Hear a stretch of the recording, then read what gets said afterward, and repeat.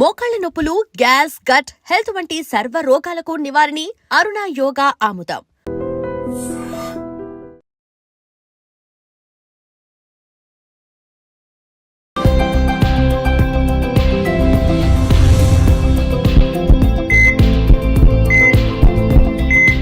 నమస్తే, welcome to healthy conversations with iDream media. నేను మీ Jhansi. So ఈరోజు మనం ప్రముఖ న్యూరో సర్జన్ డాక్టర్ రంగనాథం గారితో ఉన్నాము. చాలా మందికి నిద్ర లేస్తూనే కాఫీ తాగే అలవాటు ఉంటుంది. మరి ఈ కాఫీ 1-2 తాగితే పర్లేదు, డైలీ చాలా ఎక్కువ మంది తీసుకునే వాళ్ళు ఉంటారు, కొంచెం కంట్రోల్ చేసుకోవాలని చెప్తారు. ఈ కాఫీలో ఉండే కెఫిన్ వల్ల మనకి హెల్త్ బెనిఫిట్స్ ఉంటాయా, ఏదైనా ఆరోగ్యపరమైన నష్టాలు ఉంటాయా? ఈరోజు దీని గురించి క్లుప్తంగా తెలుసుకునే ప్రయత్నం చేద్దాం. నమస్తే సార్. నమస్తే. సో డే స్టార్ట్ అవ్వడమే కాఫీతో స్టార్ట్ అయ్యే వాళ్ళు 80% ఉంటారు సార్. అంటే మేబీ స్ట్రెస్ అవ్వచ్చు, అదొక హ్యాబిట్ అవ్వచ్చు, కాఫీ కాకపోయినా టీ గానీ టీ ఆర్ కాఫీ, ఈ రెండిట్లో ఏదో ఒకటి ఆ అలవాటు బాగా ఉంటుంది. మరి ఎక్కువ శాతం ఎక్కువ డైలీ ఒక 20 తాగే వాళ్ళు ఉంటారు, లేదా ఒక్కటే స్ట్రిక్ట్గా ఒకటే తాగే వాళ్ళు ఉంటారు. ఈ కెఫిన్ వల్ల మన బాడీకి ఎలాంటి నష్టం లేదా ఎలాంటి యాడ్ ఆన్స్ అయ్యే అవకాశం ఉంటుంది హెల్త్ పరంగా? ఇప్పుడు యాడ్ ఆన్స్ అన్నవి ఉన్నాయి, చిన్న చిన్న ఇబ్బందులు కూడా ఉన్నాయి, అది మనం మాట్లాడుకుందాం. ఇది ఏ ముహూర్తంలో బాబా బుధాని అని ఒక వ్యక్తి ఈమెన్ నుంచి ఒక 7 కాఫీ గింజలు దొంగిలించాడట, స్మగ్లింగ్ చేసాడు ఆయన. అది 1670 సంవత్సరం. అది కర్ణాటకలో తీసుకొచ్చి ఒక ప్రాంతంలో దాన్ని నాటడం, కాఫీ వనంగా మారి 1840కి కాఫీ ప్లాంటేషన్ అంటూ కర్ణాటకలో మొదలైంది. ఆ తర్వాత నీలగిరి హిల్స్ ఒక తమిళనాడులో, వయనాడు అంటే కేరళ, ఇప్పుడు ఇలాగ ప్రాంతాలకు పెరిగింది. మొత్తం మీద ఏ ముహూర్తం, అది చాలా గట్టి ముహూర్తం లాగా ఉందండి. ఎందుకంటే ఈ రోజు మీరు నమ్మరు, 2023వ సంవత్సరంకి దగ్గర 91,000 టన్నులు కాఫీ తాలూకా జరిగింది. చూసారా? అంటే మనం ఆర్థికంగా చూసుకుంటే 25,000 కోట్లు అంట. అంటే ఎంత జరుగుతుంది చూడండి. అంటే ఏమిటి, కాఫీ ఏమైందంటే ఒక సర్వసాధారణటువంటి పానీయం నుంచి ఒక లైఫ్ స్టైల్ ప్రోడక్ట్ అయిపోయింది. కంపల్సరీ. మీరు చూడండి, ఎన్ని కాఫీ డేలు ఉన్నాయి, ఎన్ని అవుట్లెట్లు ఉన్నాయి, ఎన్ని స్టార్ బక్స్ ఉన్నాయి. అంటే ఇప్పుడు దానికి కారణాలు కూడా ఉన్నాయి. ఒకటి కాఫీ కల్చర్ ఒకటి వచ్చేసింది భారతదేశం. అంటే ఇప్పుడు కూడా సౌత్ భారతం, దక్షిణ భారతంలోనే ఇది ఎక్కువ, ఉత్తర భారతంలో టీ, ఏదైనా కెఫీనే. ఇప్పుడు కాఫీ కెఫీన్ ఉండేది చూసుకుంటే కాఫీ కానీ, టీ కానీ, ఎనర్జీ డ్రింక్స్ కానీ, చాక్లెట్స్ కానీ, లేకపోతే చాక్లెట్ కేక్స్ ఏవైతే బేక్డ్ కేక్, ఇట్లన్నింటిలో కూడా కెఫీన్ ఉంటుంది. సో కాఫీ, టీ ఏదైనా దక్షిణ భారతదేశంలో కాఫీ అయితే, ఉత్తర భారతదేశంలో టీ, మొత్తం మీద కెఫీన్ ప్రోడక్టే. ఇది ఒక కల్చర్ అయిపోయింది కాఫీ అయితే, కాఫీ కల్చర్. కాఫీ మనం కడుపుదామన్నాం అలా. ఇప్పుడు ఎన్నో కాఫీ, ఇప్పుడు హైదరాబాద్లో తీసుకుంటే ఎన్ని ఉన్నాయి. అందులో కాస్ట్లీ కాఫీ కోసం అక్కడికక్కడ కాఫీ గింజలను చేసి కాఫీ ఇస్తున్న సన్నివేశాలు ఎన్నో ఉన్నాయి. అవి పెద్ద హిట్ అయినా కూడా కాఫీ కాస్ట్లీ ప్రోడక్ట్ కూడా. ఇంకొక కారణం ఏంటంటే, ఈ ఇన్స్టంట్ కాఫీ అని ఒకటి వచ్చింది. అప్పటికప్పుడు తయారు చేసి వెయిట్ చేయకుండా, ఇవన్నీ ఎప్పుడు పడతాడే టైం, అంత టైం లేదు. మనీ సర్క్యులేషన్ పెరిగింది ఆర్థికంగా. ఆర్థికంగా మన భారతదేశం ప్రగతి ఎప్పుడైతే చెందిందో, ఇలాంటి లైఫ్ స్టైల్ విషయాల్లో కూడా ప్రజలు కొంచెం, నేను విచ్చలవిడిగా మన పైసలు వెదజల్లేస్తున్నాను చెప్పను కానీ, ఖర్చు అయితే పెడుతున్నారండి. మరి 25,000 కోట్లు అంటే 25,000 కోట్లు. నేను చెప్పాను కదా, బుధాని గారు ఎప్పుడు ఏ ముహూర్తం తీసుకొచ్చారు, కానీ ఇప్పుడు డెఫినెట్ గా ఇంత గొప్ప ప్రజలు ఇంకా పెరుగుతూనే ఉంది. ఎవరో స్టార్ బాక్ వాళ్ళు పెట్టారంటే, మన దగ్గర భారతదేశంలోని కాఫీ డేనే ఎంత బిజినెస్ చేస్తున్నారు. ఇంకా మామూలు కాఫీలని, ఇప్పుడు అరకు కాఫీ ఏదైతే ఉందో ఆంధ్ర రాష్ట్రంలో ఉండే, దానికి పేటెంట్స్ ఇచ్చారు, అది కూడా విరివిగా చేస్తూ ఉన్నారు. ఇట్లా ఇంకా పెరుగుతూనే ఉంది. అదొక పెద్ద ఆర్థిక ప్రగతికి ఒక రకమైన సాధనం అయిపోయింది. మీరు అన్నట్టు తెల్లవారి కాఫీ తాగకుండా ఎంతమంది, కాఫీ టీయో. స్ట్రెస్ అయితే కాఫీ కావాలి, వర్క్ ఉంటే కాఫీ కావాలి, వర్క్ కానీ ఎక్కువ అవర్స్ ఉంటే కాఫీ కావాలి. అదేదో సాంగ్ ఒకప్పుడు యాడ్లో ఒకటి వచ్చేది, ఏది ఒక ఈ పానీయం గురించి, సాఫ్ట్ డ్రింక్ గురించి.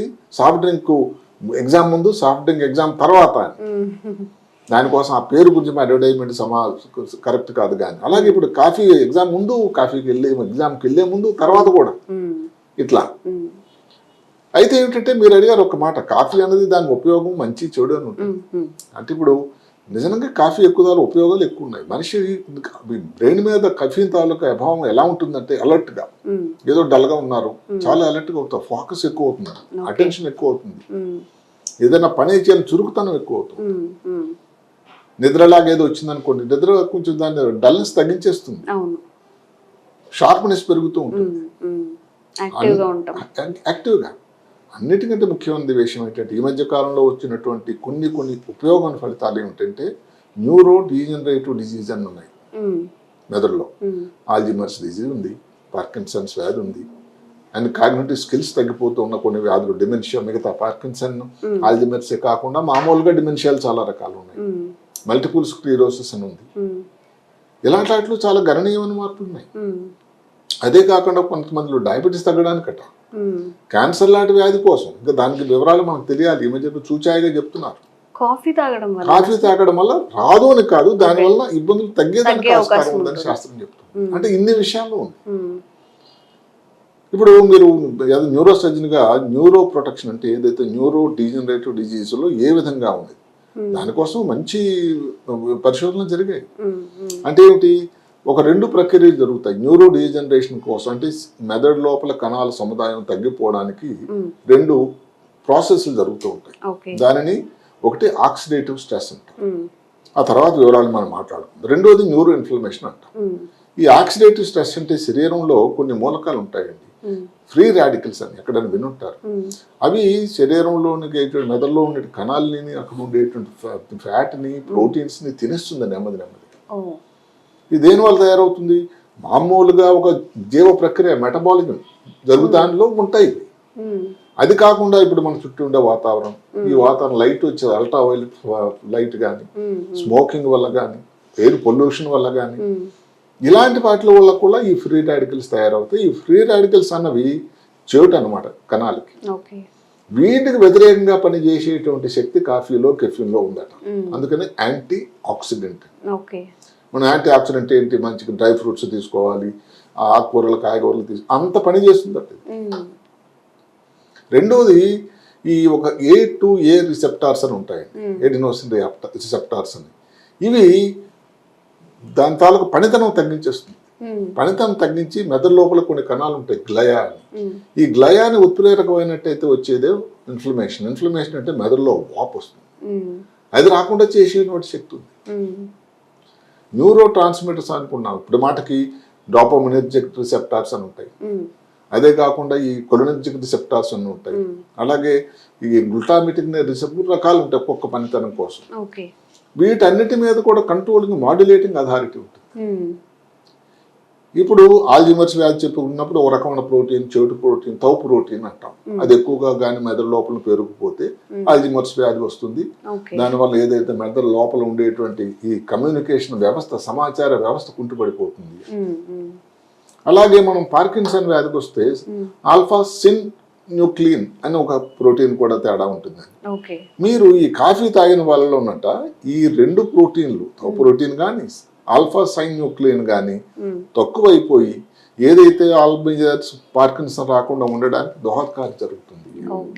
ఎంతవరకు అంటే ఆల్జిమర్స్ వ్యాధి వచ్చేదానికి ఆస్కారం ఉన్నా, వాళ్ళ ఫ్యామిలీలో ఏదైనా హిస్టరీ ఉన్నా, ఈ మధ్య కాలంలో మర్చిపోయినా ఉండేటట్టయితే దగ్గర ఒక 3 నుంచి 5 కప్పులు రోజుకి, అంటే ఒక్కొక్క కప్పులో 100 గ్రాములు తీసుకుంటే చాలా ఉపయోగకరంగా ఉంటుంది అని శాస్త్రం చెప్తుంది. పార్కిన్సన్ వ్యాధికి వస్తే కొంచెం తక్కువ తీసుకున్న మోతాదు 3 గ్రాములు, 3 కప్పులు, 3 అట్లా. అంటే దీనివల్ల ఇవి శాస్త్ర ప్రకారం చెప్పినవే. ఇబ్బంది అలా ఏమిటి, కొంతమంది 10 కప్పులు 15 కప్పులు తాగుతూ ఉంటే మరి దానివల్ల కొంత ఇబ్బంది కూడా ఉండడానికి ఆస్కారం ఉంటుంది. ఇప్పుడు ఏ విధంగా యాంగ్జైటీ లాగా ఉంటుంది, నిద్ర తక్కువైపోతుంది. నిద్ర మనం చేసినప్పుడు చెప్పుకున్నాం, సాయంకాలం 6 తర్వాత 7 తర్వాత కానీ కాఫీ కానీ టీ కానీ, కొంతమంది రాత్రి భోజనం చేసి డిన్నర్ చేసి కాఫీ తాగుతారు. అలాంటి వల్ల అది ఒక ఉత్ప్రేరకం. అది రాత్రంతా మీ మెదడు ఉత్తేజంగా ఉంటుంది, నిద్రపోవడం టైం ఎక్కడ దొరుకుతుంది? లాజిక్ ఇదే కదా సార్, అందరూ తాగొద్దని చెప్తూ ఉంటారు. అసలు ఏంటి అసలు శాస్త్రం ఏం చెప్తుందంటే, నిద్ర పుచ్చాలని పడుకునే ముందు దగ్గర 6 గంటల ముందు విరామం, 7-8 గంటల ముందు నుంచి ఇలాంటి పానీయ, కాఫీ, టీ, ఇలాంటి సాఫ్ట్ డ్రింక్ ఉండేటువంటి ఏ పానీయాలు కూడా తీసుకోకూడదని శాస్త్రం. అదే కాకుండా ఈ రోజు కాఫీ తాగి అది చేస్తే తప్ప అలవాటు, అది ఒక రకం అట్రాక్షన్. చాలా వింటూ ఉంటాను, లేడీ చెప్తూ ఉంటారు, జెంట్స్ అన్నా కానీ కాఫీ తాగకపోతే లాభం లేదయ్యా, చాలా కష్టం, బయటకు వెళ్ళి ఒక రౌండ్ బ్రేక్ కొడతారు పనులు చేస్తూ. లేదా ఇద్దరు లేడీస్ మాట్లాడుతూ, వదిన గారు ఇంకా కాఫీ పడలేదండి, ఒక చుక్క పడకపోతే అసలు లాభం లేదండి. అంటే ఇది ఎవరిని మనం విమర్శించేది కాదు, కానీ అది అంత అలవాటు అయిపోయింది. ఇప్పుడు అది లేకపోతే ఏదో తలనొప్పి వచ్చేస్తుంది అట్లా. అట్లా ఒక దానికి ఎడిక్షన్ అని కాకపోయినా కానీ దాని మీద ఒక ఆ యావ ఉంటుంది, ఆ యావ ఒకటే ఉంటుంది. అదే కాకుండా ఏదో జిట్రీ లేకపోయింది తాగేసరికి. ముఖ్యంగా ఎక్కడంటే ఈ కొన్ని మందులు ఉన్నాయండి. ఉదాహరణకి థైరాయిడ్ మందులు ఉన్నాయి, థైరాయిడ్ కోసం ఇచ్చే మందులు, ఆస్టియోపోరోసిస్ తగ్గడానికి స్టెరాయిడ్లు ఇచ్చే మందులు. ఆ మందులతో టైంలో కానీ కాఫీ తీసుకుంటే దాని పనితనాన్ని తగ్గించేస్తుందట. కొన్ని యాంటీబయాటిక్స్ ఉన్నాయి, క్వినలిన్స్ అని, క్లోరోమైడ్ అని, ఇవి ఉన్నాయి, సిప్రోఫ్లాక్స్ అని, ఆఫ్లాక్స్ అని, కొన్ని మంచి యాంటీబయాటిక్లు అవి. వాడి దాంతో కూడా అబ్జర్ప్షన్ తగ్గించేస్తుందట. కొన్ని మందులకు అన్నట్టయితే ఏకంగాను సైడ్ ఎఫెక్ట్సే వస్తాయి కొన్ని. ముఖ్యంగా ఈ థైరాయిడ్ మందులు కానీ, లేకపోతే డయాబెటీస్ కోసం ఇచ్చే మందుల వల్ల కానీ, ఇలాంటి కొన్ని జాగ్రత్తలు అయితే తీసుకోవాలి. ఇప్పుడు ప్రెగ్నెంట్ స్త్రీ గర్భిణీ ఉంది, గర్భిణీ కావాలనుకుంటున్నారు, లేకపోతే స్త్రీ బాలింతరాలంటే పాలు ఇస్తుంది బిడ్డకి, అలాంటి టైంలో కాఫీ కూడా తక్కువ చేయాలి, లేకపోతే ఇబ్బందులు వచ్చేదానికి ఆస్కారం. అంటే ఇప్పుడు కాఫీ వల్ల ఉపయోగం ఉన్నా కూడా దాని సైడ్ ఎఫెక్ట్స్ కూడా లేని సన్నివేశాలు అయితే లేవు. కాఫీ కానీ టీ కానీ ఏదైనా కానీ, ఏ రూపంలో కానీ, కాఫీ కానీ టీ కానీ, కెఫీన్ ఉండే ప్రోడక్ట్ ఏదైనా కానీ మితం కరెక్టు, అతి సర్వత్రా హేతువు. సాయంకాలం 6 నుంచి 7 లోపల కాఫీ ఇలాంటి టీ తాగడం వల్ల మీకు చేటే కానీ ఉపయోగం అయితే జరగదు, నిద్ర భంగం అవుతుంది. ఎవరైతే గర్భిణీ స్త్రీలు కానీ, గర్భిణీ కావాలనుకున్న వాళ్ళు కానీ ముందు నుంచి తగ్గించడం, కాఫీ శాతం తగ్గించడం అయితే మంచిది. పాలు ఇస్తున్న వాళ్ళు ఎవరైతే స్త్రీలు అయితే తీసుకోవడం అయితే మంచిది కానే కాదు. ఇప్పుడు ఎంత 25,000 కోట్ల సంపాదన అయినా కానీ ఇలాంటివన్నీ జరుగుతూ ఉంటుంది, దానివల్ల ఆరోగ్యానికి చేటు అవుతూ ఉంటుంది. ఇప్పుడు ఏదైతే ప్రతి దానికి కత్తికి 2 వైపులా దారు ఉంటే ఎలాంటి ప్రమాదము, ఈ పానీయం కూడా అలాంటిది. కానీ న్యూరోడెజనరేటివ్ డిజీజ్ అనేది భారతదేశంలో పెరుగుతున్న దృష్ట్యా భారతదేశంలో 50 సంవత్సరాల పైబడిన వాళ్ళ సంఖ్య ఎంతో ఎక్కువ అవుతుంది, దగ్గర 28 కోట్లు. అలాంటి పరిస్థితుల్లో ఇలాంటి ఒక పానీయం వల్ల పెద్ద నష్టం జరగదేమో, సరిగదా ఉపయోగం ఉంటుందేమో అని నా ఆలోచన. ఓకే సార్, ఇప్పుడు మనం మాట్లాడుకున్నట్టుగా ప్రతి దానికి నష్టాలు లాభాలు ఉన్నాయి. ఒకవేళ ఒక పర్సన్ కి బాగా అడిక్ట్ అయిపోయారు, అసలు వాళ్ళు ఏంటంటే అన్నం కూడా తినకుండా టీ కాఫీల మీద ఉంటారు షెడ్యూల్ అని, అప్పుడు ఎలా ఉంటుంది సార్ మెదడుమైన ప్రభావం? అంటే దానికి ఎక్కువ తీసుకోవడం వల్ల మెదడు మీద ప్రమాదం, అంటే నిద్ర తక్కువ ఉంటుంది. దాని వల్ల వాళ్ళకి కొలిక్సే ఉన్నారు, వాళ్ళతోనే అసలు కొట్లాట కానీ చికాకు ఉంటారు, వాళ్ళకు ఉత్పాదన తగ్గిపోతుంది, ప్రొడక్టివిటీ, నిద్ర భంగం అయింది, డ్రైవింగ్ చేస్తున్నారు, ఎక్కడ గుద్దేస్తారు, దేని మీద కాన్సన్ట్రేషన్ ఉండదు, ఫోకస్ తగ్గిపోతూ ఉంటుంది. అంటే చివరికి ఉద్యోగాన్ని కోల్పోయే పరిస్థితి కూడా ఉంటుంది.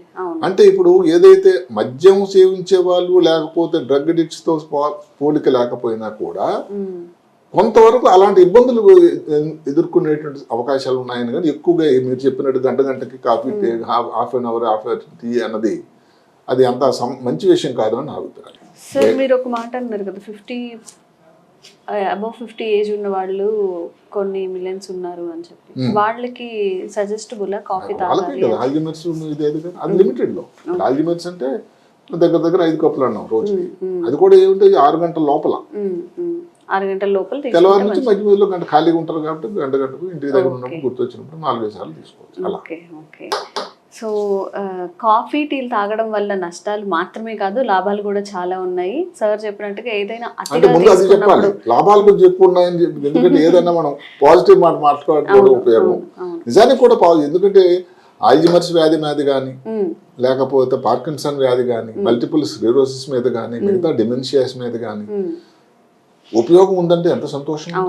ఒకటి. రెండోది, ఇంకా చాలా పరిశోధనలు రావాలి, దాని గురించి జరగాలి. కానీ ఏదో క్యాన్సర్ లాంటిలో కానీ, లేకపోతే డయాబెటీస్ వ్యాధులు కూడా దీని తాలూకా ఉపయోగం ఉందంటే ఎంత డయాబెటిక్ వాళ్ళకి ఎలా ఉపయోగం, అది ఇంకా దానికి ఎగ్జాక్ట్ ఒక చూచాయిగా ఒక దగ్గర చదవడం జరిగింది. కానీ ఈ విధంగా దానికి డయాబెటీస్ వాళ్ళకి ఉపయోగకరం అని ఇంకా మనకి దాని పరిశోధన చేస్తున్నారు, ఇంకా రీసెర్చ్ ఓకే. చేస్తున్నారు. సో కాఫీ తాగడం వల్ల చాలా లాభాలు ఉన్నాయి కాబట్టి కొన్ని నష్టాలు ఎడిక్ట్ ఉన్నాయి. అయ్యే వరకు తాగకుండా ఒక 2-3 కప్స్ లేదా 4 కప్స్ వరకు అసలు మితంగా మామూలుగా తాగొచ్చు. ఏమిటంటే శాస్త్రం చెప్తుంది ఆల్జిమర్స్ దీనికోసం కాకపోయినా, పార్కిన్సన్ కాకపోయినా 4 నుంచి 5 కప్పుల కంటే రోజు ఎక్కువ తాగకూడదు. తాగకూడదు. ఆ అది limit కూడా లో ఉంటే, సాయంకాలం 6 లోపల 6 తర్వాత అసలు తాగకూడదు. తాగకూడదు. Thank you so much sir. Sir, one life lesson what medicine has taught you. whatever you can do without expecting. But I really believe మన పాజిటివ్ యాటిట్యూడ్ ఉంటేనే మనం ఏదైనా సాధించగలం. గట్ని మనం కరెక్ట్గా డీల్ చేసినట్లయితే అది మనకి పాజిటివ్ హార్మోన్స్ని రిలీజ్ చేస్తుంది. షుగర్ వచ్చిన వాళ్ళ పరిస్థితి ఏంటి? పొట్ట దగ్గర పెరిగితే దాన్ని ఆండ్రాయిడ్ అంటారు, ఆండ్రాయిడ్ ఫోన్ కదా. అసలు థాట్స్ ఎందుకు వస్తాయి? బ్రెయిన్ డెడ్ అంటే దానికి ప్రపంచం అంతా కూడా కొన్ని నిర్దిష్టమైనటువంటి లక్షణాలు ఉన్నాయి. మానసికంగా ధైర్యంగా ఉంటే క్యాన్సర్ జయించవచ్చు. You are a doctor for a cause, sir. అంతే. వాళ్ళకి వచ్చిన ఆదాయం కాకుండా ఫ్రీ సర్వీస్ ఎంతమందికో చేస్తారు.